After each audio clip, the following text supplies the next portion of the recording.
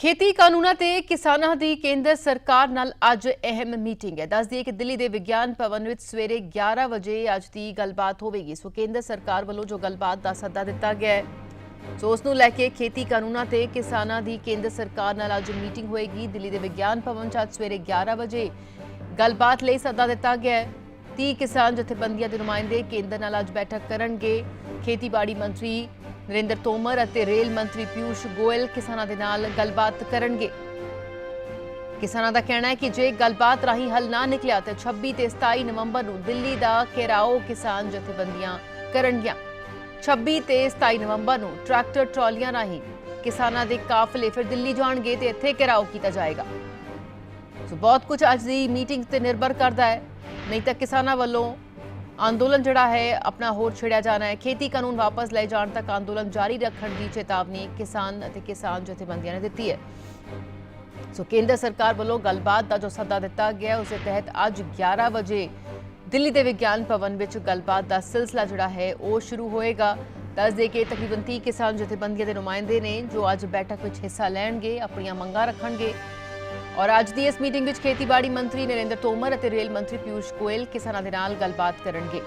जे गलबात राही हल ना निकलिया तो फिर 26 ते 27 नवंबर नूं दिल्ली का घेराव करन दा फैसला किसान जथेबंदियां वालों कीता गया, जिसका ऐलान उन्होंने एक बार फिर तो किया है। बीते दिनी दस दिए कि किसान जथेबंदियां दी चंडीगढ़ दे विच मीटिंग भी हुई, उस विच फैसले ले गए 26 ते 27 नवंबर नूं ट्रैक्टर ट्रॉलियां राही दिल्ली किसानां दे काफले जाणगे ते इत्थे घेराव दिल्ली दा करनगे।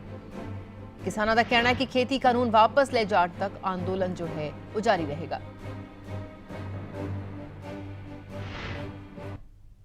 सर्वसम्मति ਨਾਲ फैसला किया भी ਅਸੀਂ ਉਹ ਗੱਲਬਾਤ ਤੋਂ ਕਦੀ ਵੀ ਨਹੀਂ ਭੱਜੇ। ਜਥੇਬੰਦੀਆਂ ਉਹਨਾਂ ਨਾਲ ਗੱਲਬਾਤ ਟੇਬਲ ਤੇ ਇਹੀ ਰੱਖਾਂਗੇ ਕਿ ਵੀ ਸਾਡੇ ਜਿਹੜੇ ਤਿੰਨ ਕਾਨੂੰਨ ਨੇ ਜਿਨ੍ਹਾਂ ਤੋਂ 45 ਦਿਨ ਤੋਂ ਉੱਪਰ ਹੋ ਚੱਲੇ ਜਥੇਬੰਦੀਆਂ ਲੜਾਈ ਲੜ ਰਹੀਆਂ ਨੇ ਵੀ ਇਹ ਵਾਪਸ ਕੀਤੇ ਜਾਣ, ਇਹ ਰੱਦ ਕੀਤੇ ਜਾਣ।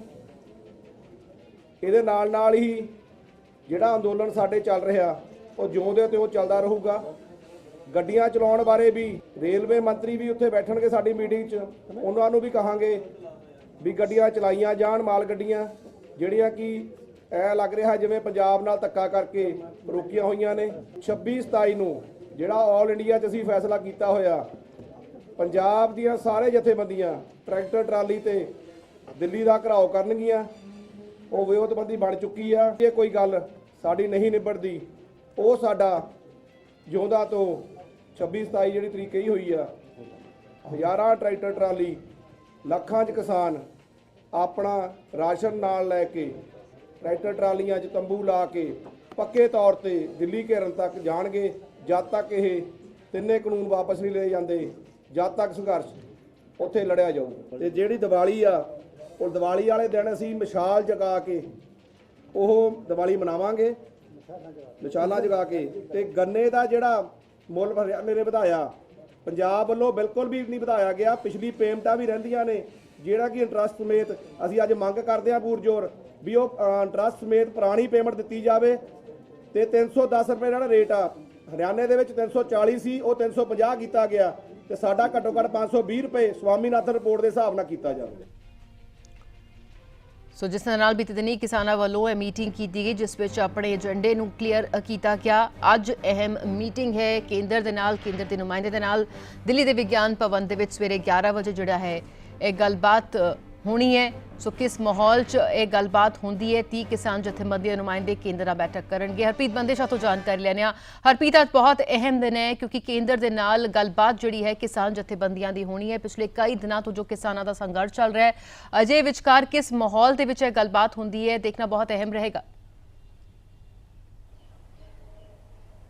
जी बिल्कुल, जिस तरीके नाल किसान जथेबंदियां पिछली बारी दिल्ली पहुंचियां ते खास तौर पर नाराज होकर दिल्ली तो वापस गईयां, उन्हां हालातां दे विच अज दी मीटिंग काफ़ी ज़्यादा अहम हो जाती है। पिछली बारी एग्रीकल्चर जिहड़े सैकटरी सन, जिहड़े कृषि सकत्तर सन मंत्रालय के, उन्होंने उस मीटिंग नूं लीड किया सी। लेकिन इस बारी हालात थोड़े जे वखरे रहे कि खुद रेल मंत्री जिहड़े ने उस मीटिंग होणगे, कृषि मंत्री नरेंद्र सिंह तोमर होणगे, ते जाहिर तौर पर सरकार की कोशिश होएगी कि किसान भाईचारे नूं, किसान जथेबंदियां नूं अपनी गल समझा के उन्हां दी गल्लां सुण के ते इस मसले दा हुण हल कढ़िया जाए। क्योंकि जाहिर तौर पर जिस तरीके नाल जेकर तुसीं उस चिट्ठी का ड्राफ्ट देखो, जो चिट्ठी सद्दे पत्र के तौर पर भेजी गई, वो लिखिया गया कि किसानों के वास्ते सरकार हमेशा तो नाल ਕਿਸਾਨਾਂ ਦੀ ਅਸੀਂ ਮਦਦ ਕਰਨ ਲਈ ਤਿਆਰ ਹਾਂ, ਉੱਥੇ ਰੇਲਵੇ ਦੀ ਦਿੱਕਤ ਹੋ ਰਹੀ ਹੈ।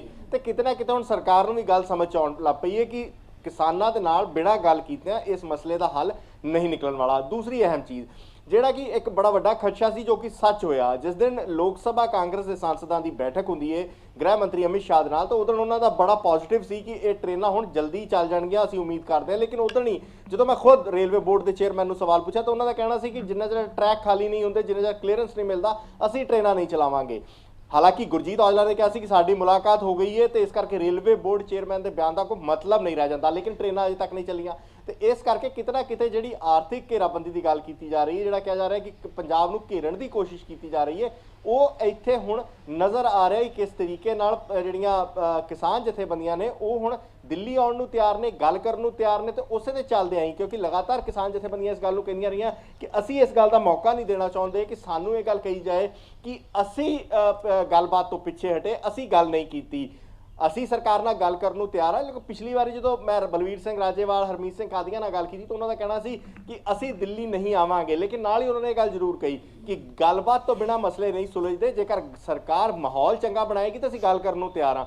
ਤੇ ਮੰਨਿਆ ਜਾ ਰਿਹਾ ਕਿ ਅੱਜ ਜਿਹੜੀ 11 ਵਜੇ ਵਿਗਿਆਨ ਭਵਨ 'ਚ ਮੀਟਿੰਗ ਹੋਣੀ ਹੈ, ਉਸ ਦੇ ਵਿੱਚ ਸਰਕਾਰ ਤੇ ਕਿਸਾਨ ਜਥੇਬੰਦੀਆਂ ਆਪਸ 'ਚ ਬੈਠ ਕੇ ਇਸ ਮਸਲੇ ਦਾ ਹੱਲ ਕੱਢਣ, ਕਿਉਂਕਿ ਸਿਰਫ ਜਿਹੜਾ ਨੁਕਸਾਨ ਹੈ ਉਹ ਆਰਥਿਕ ਤੌਰ ਤੇ ਨਹੀਂ, ਬੜਾ ਵੱਡਾ ਨੁਕਸਾਨ ਹੋ ਰਿਹਾ। ਦੀਵਾਲੀ ਬਿਲਕੁਲ ਸਿਰ ਤੇ ਵੇ, ਲੋਕਾਂ ਨੇ ਘਰਾਂ 'ਚ ਆਉਣਾ ਸੀ, ਫੌਜੀਆਂ ਨੇ, ਜਿਹੜੇ ਲੋਕੀ ਬਾਹਰ ਬੈਠੇ ਸਨ ਉਹਨਾਂ ਨੇ ਆਉਣਾ ਸੀ, ਪੰਜਾਬ 'ਚੋਂ ਲੋਕਾਂ ਨੇ ਬਾਹਰ ਜਾਣਾ ਸੀ ਤੇ ਲੋਕੀ ਤਿਉਹਾਰ ਤੇ ਆਪਣੇ ਘਰ ਨਹੀਂ ਪਹੁੰਚ ਪਾਏ। ਤੇ ਇੱਕ ਉਹ ਬੜੀ ਵੱਡੀ ਸੱਟ ਹੈ। ਦੂਸਰੀ ਵਪਾਰਿਕ ਭਾਈਚਾਰਾ, ਜਾਂ ਇਹ ਕਿਹਾ ਜਾਵੇ ਕਿ ਜਿੰਨੇ ਵੀ ਪੱਖ ਨੇ ਉਹ ਸਾਰੇ ਕਿਸਾਨਾਂ ਦੇ ਫਿਲਹਾਲ ਨਾਲ ਖੜੇ ਨੇ। ਤੇ ਜਿੰਨਾ ਇਹ ਸੰਘਰਸ਼ ਲੰਬਾ ਚੱਲੇਗਾ, ਕਿਸਾਨਾਂ ਲਈ ਵੀ ਦਿੱਕਤ ਹੋਏਗੀ ਤੇ ਬਾਕੀ ਸਾਰੀਆਂ ਚੀਜ਼ਾਂ ਵੀ ਜਿਹੜੀਆਂ ਕਿ ਆਰਥਿਕ ਤੌਰ ਤੇ ਪੰਜਾਬ ਨੂੰ ਲਗਾਤਾਰ ਨੁਕਸਾਨ ਹੋ ਰਿਹਾ। ਹਾਲਾਂਕਿ ਰੇਲਵੇ ਨੇ ਕਿਹਾ ਕਿ ਸਾਨੂੰ ਅਜੇ ਤੱਕ 1200 ਕਰੋੜ ਦਾ ਨੁਕਸਾਨ ਹੋਇਆ। ਰੇਲਵੇ ਦਾ 1200 ਕਰੋੜ ਰੁਪਇਆ ਬੜੇ ਆਰਾਮ ਨਾਲ ਪੂਰਾ ਕੀਤਾ ਜਾ ਸਕਦਾ। ਰੇਲਵੇ ਵਾਸਤੇ 1200 ਕਰੋੜ ਰੁਪਇਆ ਕੋਈ ਬਹੁਤ ਵੱਡੀ ਰਕਮ ਨਹੀਂ, ਲੇਕਿਨ ਜੋ ਪੰਜਾਬ ਦਾ ਨੁਕਸਾਨ ਹੋ ਰਿਹਾ, ਡੀਏਪੀ ਨਹੀਂ ਹੈਗੀ, ਪਾਵਰ ਕੱਟ ਲੱਗ ਰਹੇ ਨੇ, ਕੋਲਾ ਮੁੱਕ ਗਿਆ, ਯੂਰੀਆ ਹੈ ਨਹੀਂ, ਅੱਗੇ ਪੈਟਰੋਲ ਡੀਜ਼ਲ ਦੀ ਦਿੱਕਤ ਆ ਰਹੀ ਹੈ, ਅੱਗੇ J&K ਦੇ ਵਿੱਚ ਰਸਦ ਨਹੀਂ ਜਾ ਰਹੀ, ਉੱਥੇ ਸਮੱਸਿਆ। ਉਹਨਾਂ ਹਾਲਾਤਾਂ ਦੇ ਵਿੱਚ ਅੱਜ ਦੀ ਮੀਟਿੰਗ ਕਾਫੀ ਅਹਿਮ ਹੋ ਜਾਂਦੀ। ਤਾਂ ਉਮੀਦ ਕੀਤੀ ਜਾਏ ਕਿ ਸਰਕਾਰ ਕਿਸਾਨ ਜਥੇਬੰਦੀਆਂ ਨਾਲ ਗੱਲ ਕਰੇਗੀ ਤੇ ਇਸ ਮਸਲੇ ਦਾ ਹੱਲ ਕੱਢ ਕੇ ਜਲਦ ਹੀ ਕਿਸਾਨ ਜਿਹੜੇ ਨੇ ਪਟਰੀਆਂ ਤੋਂ ਜਿਹੜੇ ਉੱਠ ਗਏ ਨੇ, ਟੋਲ ਪਲਾਜ਼ਿਆਂ ਤੇ ਬੈਠੇ ਨੇ, ਪੰਪਾਂ ਦੇ ਬਾਹਰ ਬੈਠੇ ਨੇ, ਉੱਥੋਂ ਉੱਠਣ ਤੇ ਆਪਣੇ ਖੇਤਾਂ 'ਚ ਵਾਪਸ ਜਾਣਗੇ। ਬਿਲਕੁਲ, ਕਿਸ ਮਾਹੌਲ ਦੇ ਵਿੱਚ ਔਰ ਸਰਕਾਰ ਕੀ ਮੰਸ਼ਾ ਲੈ ਕੇ ਸਰਕਾਰ ਦੇ ਨੁਮਾਇੰਦੇ ਜਿਹੜੇ ਨੇ, ਮੰਤਰੀ ਜਿਹੜੇ ਨੇ ਉਹ ਮੀਟਿੰਗ ਵਿੱਚ ਪਹੁੰਚਣਗੇ, ਇਹ ਤਾਂ ਜਦੋਂ ਸਾਫ਼ ਹੋਏਗਾ ਜਦੋਂ ਮੀਟਿੰਗ ਸ਼ੁਰੂ ਹੋਏਗੀ। ਲੇਕਿਨ ਕਿਸਾਨਾਂ ਨੇ ਬੀਤੇ ਦਿਨ ਮੀਟਿੰਗ ਚੰਡੀਗੜ੍ਹ 'ਚ ਕੀਤੀ, ਉਸ ਵਿੱਚ ਉਹਨਾਂ ਨੇ ਸਾਫ਼ ਆਪਣਾ ਏਜੰਡਾ ਜਿਹੜਾ ਕਲੀਅਰ ਕੀਤਾ ਹੈ ਕਿ ਜੇ ਸਰਕਾਰ ਖੇਤੀ ਕਾਨੂੰਨ ਨੂੰ ਵਾਪਸ ਲੈਣ ਦੇ ਮੂਡ ਵਿੱਚ ਨਜ਼ਰ ਨਹੀਂ ਆਉਂਦੀ ਤਾਂ ਫਿਰ ਉਹਨਾਂ ਦਾ ਦਿੱਲੀ ਦਾ ਘਿਰਾਓ ਜਿਹੜਾ 26 ਤੇ 27 ਤਰੀਕ ਨੂੰ ਹੋਏਗਾ, ਉਹਨਾਂ ਦਾ ਅੰਦੋਲਨ ਹੋਰ ਤਿੱਖਾ ਹੋਏਗਾ। ਪਹਿਲਾਂ ਹੀ ਮੀਟਿੰਗ ਜਿਹੜੀ ਦਿੱਲੀ 'ਚ ਹੋਈ ਸੀ, ਉਸ ਤੋਂ ਹੋਰ ਜ਼ਿਆਦਾ ਰੋਹ ਵਿੱਚ ਕਿਸਾਨ ਆਏ ਸੀ। ਅਜਿਹੇ ਵਿਚਕਾਰ ਕੇਂਦਰ ਸਰਕਾਰ ਤੇ ਹੁਣ ਸਾਰਾ ਦਾਰੋਮਦਾਰ ਹੈ। ਜੀ ਬਿਲਕੁਲ, ਕਿਸਾਨ ਜਥੇਬੰਦੀਆਂ ਲਗਾਤਾਰ ਇਹ ਗੱਲ ਕਹਿ ਰਹੀਆਂ ਨੇ ਕਿ ਸਾਨੂੰ ਤੁਸੀਂ ਸਮਝਾਓ ਨਾ। ਮਤਲਬ ਇਹ ਗੱਲ ਬਿਲਕੁਲ ਕਲੀਅਰ ਕੱਟ ਕਿਸਾਨ ਕਹਿ ਰਹੇ ਨੇ ਕਿ ਅਸੀਂ ਸਮਝਣਾ ਨਹੀਂ ਚਾਹੁੰਦੇ। ਤੁਸੀਂ ਜੇਕਰ ਸਾਨੂੰ ਸਮਝ ਰਹੇ ਹੋ ਕਿ ਅਸੀਂ ਅਨਪੜ੍ਹ ਹਾਂ ਤੇ ਇਹ ਗਲਤ ਹੈ। ਕਿਸਾਨ ਜਥੇਬੰਦੀਆਂ ਇਹ ਗੱਲ ਔਨ ਰਿਕਾਰਡ ਕਹਿ ਰਹੀਆਂ ਨੇ ਕਿ ਸਾਡੇ ਬੱਚੇ PhD MSc ਕਰ ਰਹੇ ਨੇ, ਸਾਡੇ ਬੱਚੇ ਬਹੁਤ ਪੜ੍ਹੇ ਲਿਖੇ ਨੇ, ਅਸੀਂ ਦੁਨੀਆ ਭਰ ਦੇ ਵਿੱਚ ਘੁੰਮ ਰਹੇ ਨੇ ਸਾਡੇ ਬੱਚੇ, ਤੁਸੀਂ ਸਾਨੂੰ ਉਹ ਗੱਲਾਂ ਨਾ ਸਮਝਾਓ, ਅਸੀਂ ਸਮਝਣ ਨਹੀਂ ਆ ਰਹੇ, ਅਸੀਂ ਆਪਣੀ ਗੱਲ ਰੱਖਣਾ ਹੈ। ਇਹੀ ਗੱਲ ਪਿਛਲੀ ਮੀਟਿੰਗ 'ਚ ਹੋਈ, ਜਦੋਂ ਸਕੱਤਰ ਨੇ ਉਹਨਾਂ ਨੂੰ ਸਮਝਾਉਣਾ ਸ਼ੁਰੂ ਕੀਤਾ ਤਾਂ ਉੱਥੇ ਹੀ ਮਾਮਲਾ ਜਿਹੜਾ ਸੀ ਉਹ ਵਿਗੜ ਗਿਆ। ਉਹਨਾਂ ਦਾ ਕਹਿਣਾ ਸੀ ਅਸੀਂ ਸਮਝਣ ਨਹੀਂ ਆਏ, ਅਸੀਂ ਆਪਣੀ ਗੱਲ ਦੱਸਣ ਆਏ। ਤਾਂ ਉਮੀਦ ਕੀਤੀ ਜਾਏ ਕਿ ਕੇਂਦਰ ਸਰਕਾਰ ਆਪਣੀ ਇਸ ਮਾਮਲੇ ਨੂੰ ਥੋੜਾ ਜਿਹਾ ਸੰਵੇਦਨਾ ਨਾਲ, ਥੋੜਾ ਜਿਹਾ ਇਹਨੂੰ ਤਰੀਕੇ ਨਾਲ ਇਹਨੂੰ ਡੀਲ ਕੀਤਾ ਜਾਏ, ਜਿਸ ਨਾਲ ਕਿ ਇਸ ਸਮੱਸਿਆ ਦਾ ਹੱਲ ਕੱਢਿਆ ਜਾ ਸਕੇ। ਕਿਉਂਕਿ ਜਿੰਨਾ ਇਸ ਮਾਮਲੇ ਨੂੰ ਲਟਕਾਇਆ ਜਾਏਗਾ, ਜ਼ਾਹਿਰ ਤੌਰ ਤੇ ਉਹਨਾਂ ਰੋਹ ਵਧੇਗਾ। ਤਾਂ ਦੂਸਰੇ ਪਾਸੇ ਮੁੱਖ ਮੰਤਰੀ ਪੰਜਾਬ ਲਗਾਤਾਰ ਕਹਿ ਰਹੇ ਨੇ, ਹਰ ਪਾਰਟੀ ਇਹ ਗੱਲ ਲਗਾਤਾਰ ਕਹਿ ਰਹੀ ਹੈ ਕਿ ਪੰਜਾਬ ਦਾ ਮਾਹੌਲ ਨਾ ਵਿਗੜ ਜਾਏ, ਪੰਜਾਬ ਦੇ ਜਿਹੜੇ ਸ਼ਰਾਰਤੀ ਅੰਸਰ ਨੇ ਉਹ ਉੱਥੋਂ ਦਾ ਹਾਲਾਤ ਨਾ ਖਰਾਬ ਕਰ ਦੇਣ, ਉਹਨਾਂ ਦੇ ਉੱਤੇ ਵੀ ਨਜ਼ਰ ਰੱਖਣੀ ਹੋਏਗੀ। ਕਿਉਂਕਿ ਪਾਕਿਸਤਾਨ ਲਗਾਤਾਰ ਇਹੋ ਜਿਹੀਆਂ ਹਰਕਤਾਂ ਬਾਰਡਰ ਪਾਰ ਤੋਂ ਕਰਦਾ ਰਿਹਾ ਕਿ ਪੰਜਾਬ ਨੂੰ ਡਿਸਟਰਬ ਕਰਨ ਲਈ। ਤਾਂ ਉਹਨਾਂ ਹਾਲਾਤਾਂ ਦੇ ਵਿੱਚ ਕੇਂਦਰ ਸਰਕਾਰ ਦਾ ਰੋਲ ਕਾਫੀ ਇੰਪੋਰਟੈਂਟ ਹੋ ਜਾਂਦਾ ਹੈ। ਤਾਂ ਅੱਜ ਉਮੀਦ ਕੀਤੀ ਜਾਏ ਕਿ ਅੱਜ ਜਿਹੜੀ ਇਹ ਬੈਠਕ ਹੈ ਇਹ ਬੇਸਿੱਟਾ ਨਾ ਨਿਕਲੇ, ਬੇਨਤੀਜਾ ਨਾ ਰਹੇ, ਇਹਦਾ ਕੋਈ ਨਤੀਜਾ ਨਿਕਲੇ ਜਿਸ ਨਾਲ ਕਿ ਕੋਈ ਚੰਗੀ ਖਬਰ ਅੱਜ ਇਸ ਮੀਟਿੰਗ ਚੋਂ ਨਿਕਲ ਕੇ ਬਾਹਰ ਆ ਸਕੇ। ਜੀ ਹਰਪ੍ਰੀਤ, ਸ਼ੁਕਰੀਆ ਫਿਲਹਾਲ ਦੀ ਜਾਣਕਾਰੀ ਤੁਹਾਡੇ ਤੋਂ। ਇਸ ਮੀਟਿੰਗ ਸੰਬੰਧੀ ਅਪਡੇਟ ਅੱਜ ਦਿਨ ਭਰ ਲਵਾਂਗੇ। ਬਹਰਾਲ 11 ਵਜੇ ਅੱਜ ਦੀ ਇਹ ਮੀਟਿੰਗ ਹੈ, ਜਿੱਥੇ ਕਿ ਕਿਸਾਨ ਜਥੇਬੰਦੀਆਂ ਜੋ ਨੇ ਅੱਜ ਕੇਂਦਰ ਦੇ ਨੁਮਾਇੰਦਿਆਂ, ਕੇਂਦਰ ਦੇ ਮੰਤਰੀ ਦੇ ਨਾਲ 11 ਵਜੇ ਕਿਸਾਨ ਭਵਨ 'ਚ ਇਹ ਗੱਲਬਾਤ ਦਾ ਸਿਲਸਿਲਾ ਸ਼ੁਰੂ ਕਰਨਗੇ।